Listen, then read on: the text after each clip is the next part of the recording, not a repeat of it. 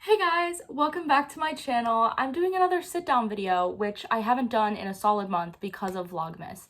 But I'm going to be going through every single book that I rated 5 stars in 2023.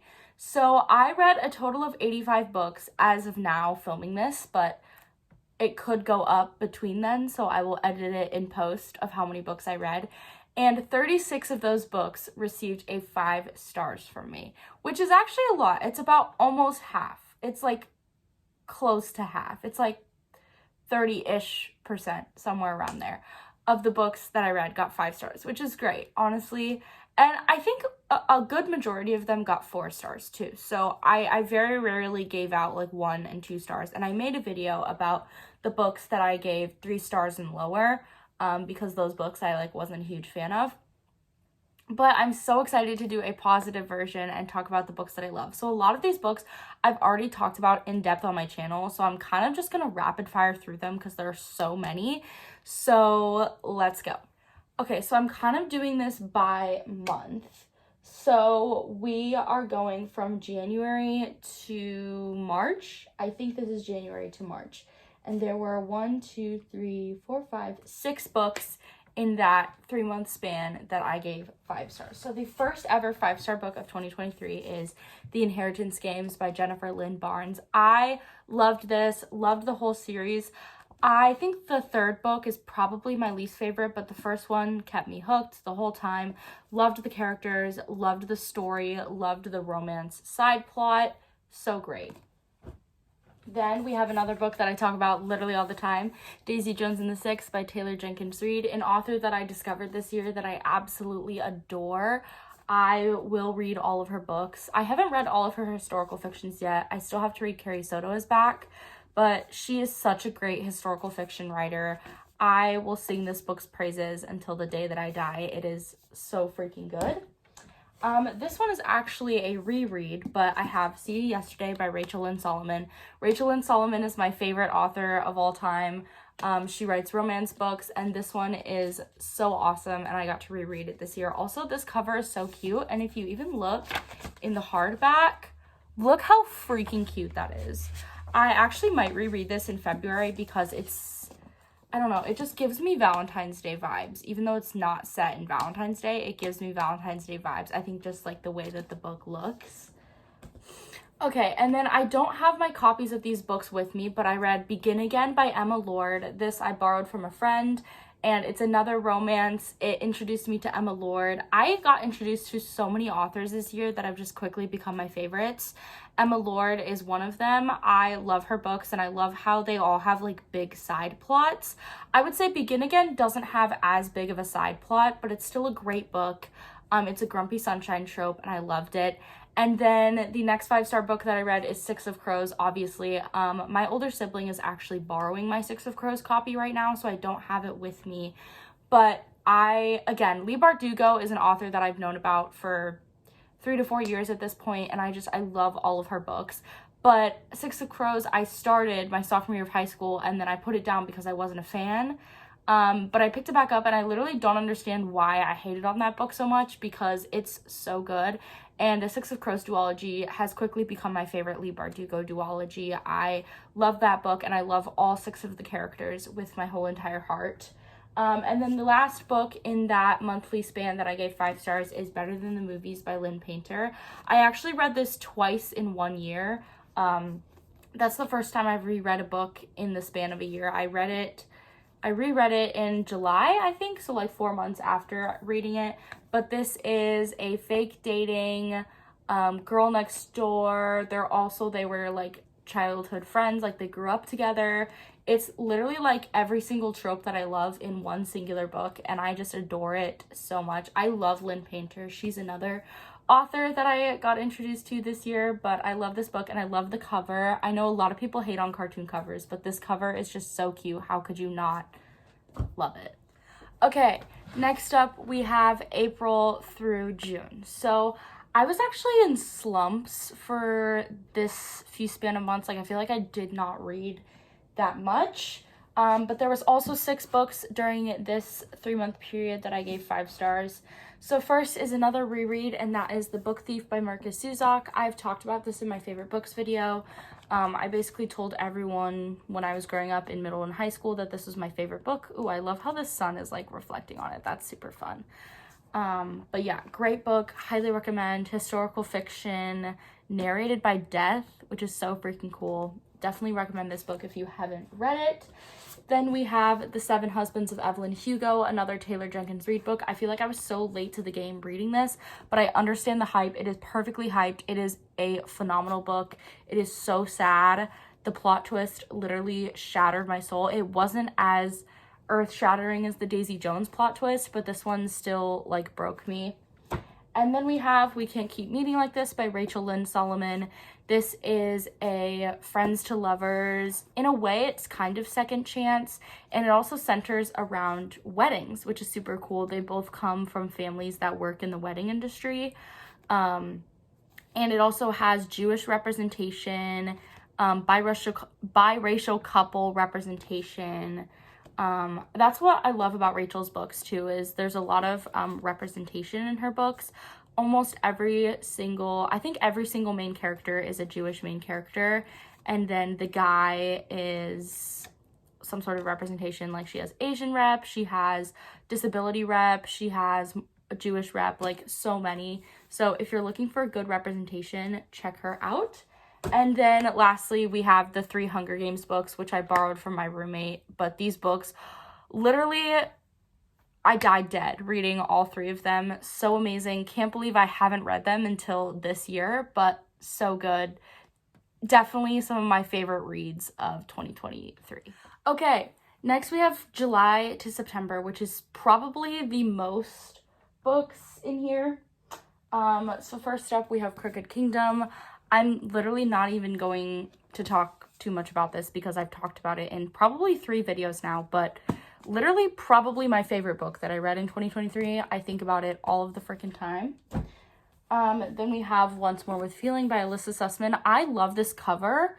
It's a cartoon cover, but I feel like it's so unique and creative. Also, this is a celebrity romance, second chance, dual timeline. Follows 2 theater kids, which we love the theater kid representation. Then I read The X Talk by Rachel and Solomon on audiobook, which was phenomenal. That one's a workplace romance, and it's fake dating with a twist.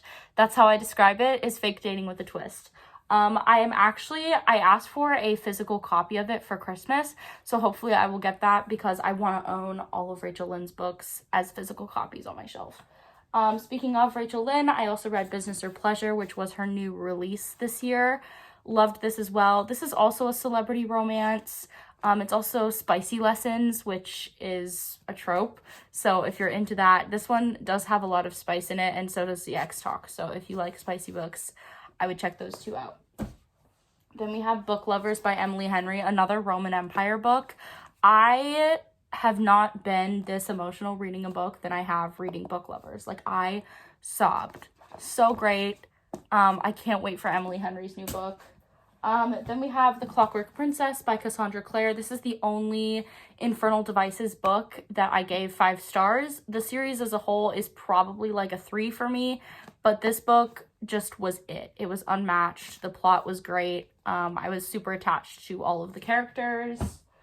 Then we have Malibu Rising. Do not let this happy, cute cover fool you. This book absolutely shattered my soul. It was so sad.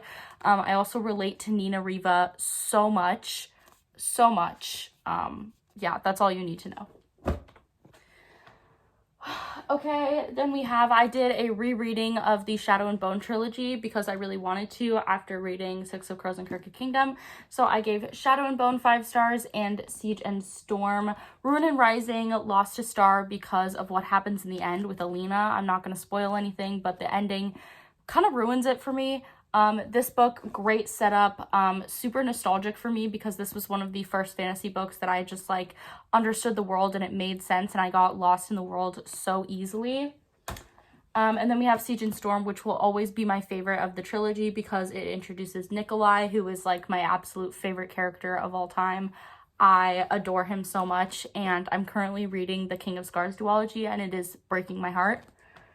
Then we have Practice Makes Perfect by Sarah Adams, a romance book that kind of came into my life right when I needed it. This one is a bodyguard romance, also like tattoo boy and flower shop girl AU kind of thing. Beautiful, beautiful book. I related so much to Annie, and I also love Sarah Adams' writing. She's so funny. The dialogue she writes is just so witty and hilarious. Then we have another Emma Lord book, and that is When You Get the Chance. This is probably my favorite Emma Lord book out of the 3 that I read this year, because it centers around 2 theater kids, and it's a rivals to lovers, and there's a Mamma Mia side plot. That's all you need to know. The side plot makes this book so freaking good. And then lastly, we have All the Light We Cannot See by Anthony Doerr, which is a reread for me. I was going to get it off my shelf, but it's kind of like stuck in my shelf, so I didn't want to like go through the effort of grabbing that. But another historical fiction book that I would highly, highly recommend. The show, definitely not as good as the book, but I loved the book. So great and so emotional. Okay, pardon if there's any background noise. My sisters just got home from school. But next we have October to current. So there's kind of a lot for this one, so we'll have to go rapid fire. I'm Glad My Mom Died by Jeanette McCurdy, another Roman Empire book. I love her voice. I love her writing. I need more from her. Also, this memoir literally cut my soul into pieces. I didn't even watch iCarly growing up, but like it hit so hard. Then we have, hold on, we're just gonna flip these. Okay. Then we have King of Scars by Leigh Bardugo, another one that literally ripped my soul in half. This one centers around Nikolai, so it was like extra sad. The only sad thing about this book, other than the content, is that it got some water damage, so it's not in the best shape. But to make up for it, I did get it signed by one of my favorite singers, Chloe Ament, who has an album out about the Grishaverse. So that was super cool to get her to sign that. Then we have Do Not Disturb by Frida McFadden. I listened to this on audiobook. So good. Literally kept me guessing every 2 seconds. I was shocked. I was floored. Then we have And Then There Were None by Agatha Christie. I actually listened to this on audiobook, even though I own a copy of it. This is another one where I genuinely was like so shocked. I was like, what is going on? What is happening? Oh my God. Then we have Illuminae. This was another reread for me. I forgot how much I freaking love this book. I really loved annotating it. This book is like a really cool book. I definitely recommend. I don't read a lot of sci-fi, so it was nice to get some sci-fi in this year. But yeah, great book. We have another tearjerker, One True Loves by Taylor Jenkins Reid. She has like the cutest, happiest covers, but the saddest, most depressing books. This one was also, like, it had a lot of tropes. It had, like, high school sweethearts, but then it also had, like, friends to lovers. It also had the love triangle trope, which I normally don't like, but in this case, she wrote such a good love triangle that I was rooting for both guys. Like, I wanted both guys to end up happy at the end. This one, I was so worried because a lot of people say that Taylor Jenkins Reid romance books are not as good as her historical fictions, but I honestly think that this was just so good, and I think that she can't write a bad book. Like, it was really good. Then we have the series that took over my entire brain chemistry over the past month, Caraval by Stephanie Garber.